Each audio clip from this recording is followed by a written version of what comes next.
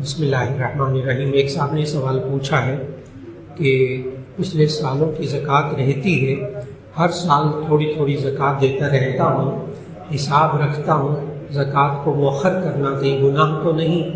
تو اس کا جواب یہ ہے، ایک ہے زکوٰۃ کا فرض ہونا اور ایک ہے زکوٰۃ کا ادا کرنا۔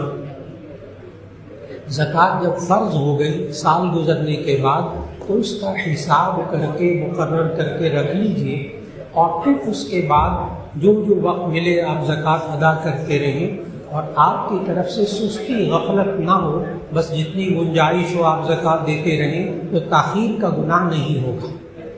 البتہ اگر انسان پر زکوٰۃ فرض ہو جائے اور حساب بھی نہ کرے اور اس کو ٹالتا رہے تو تب گناہ ہوگا۔